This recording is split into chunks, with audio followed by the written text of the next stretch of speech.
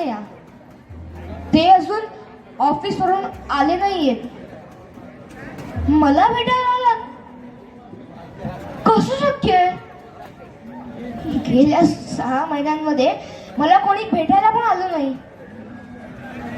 कोण आहात? कोण तुम्ही? नाव काय तुमचं? आयुष, ये बघ, वाटतोय काही फरक का? अजून आहे तसाच आहे, मस्तीखोर. अरे बोल ना काहीतरी. का संपले सगळे विषय? तुला आठवतं आधी आपल्याला मॅचच्या पिरियडला सरांनी गप्पा मारताना पकडलेलं? ते मग काय, तास संपेपर्यंत फळ्याकडे तोंड करून उभं राहण्याची शिक्षा. अरे देवा, बघ पाणी पण न विचारलं. थांबा,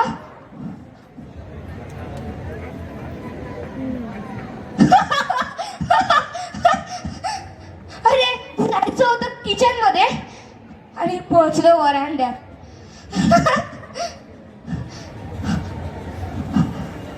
हसला नाहीस माझ्या फजितीवर? आयुष, आयुष तू चक्कर अडतोयस? तुला माझी ही परिस्थिती बघून रडू येते का? तुला माझी कीव येते? तुला माहितीये ना, मला कोणाच्या सहानुभूतीची गरज नाही. कोणी माझी कीव केलेली मला अजिबात चालत नाही.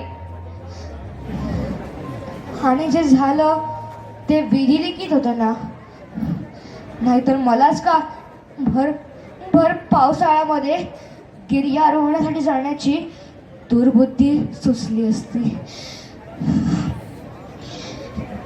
असं तर ह्यापेक्षा कठीण गड मी आधी बऱ्याचदा चढलं, आणि हा गड तर याआधी मी 2 वेळा चढलेलो. पण या वेळेस माझा आत्मविश्वास मला नडला.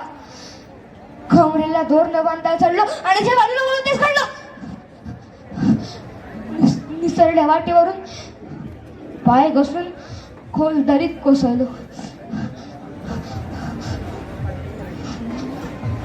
जीव वाचला रे.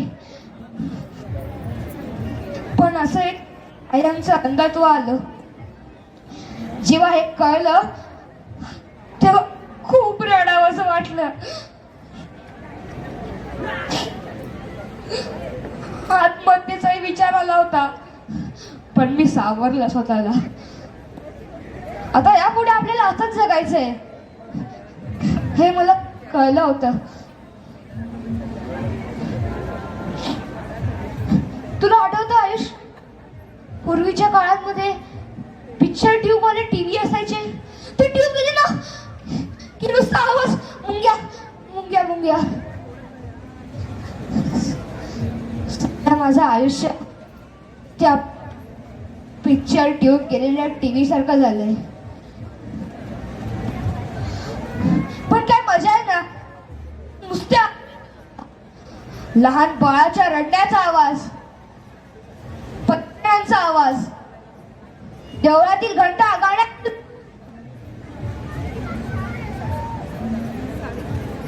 खर तर डोळस आयुष्यामध्ये ही मजा कधी कळलीच नाही. पण हो, आता मी ती अनुभवणार आहे आणि ती मी पूर्ण एन्जॉय करणार आहे.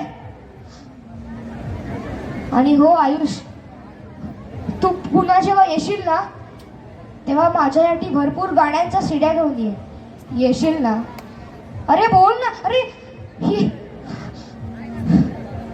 येशील? धन्यवाद.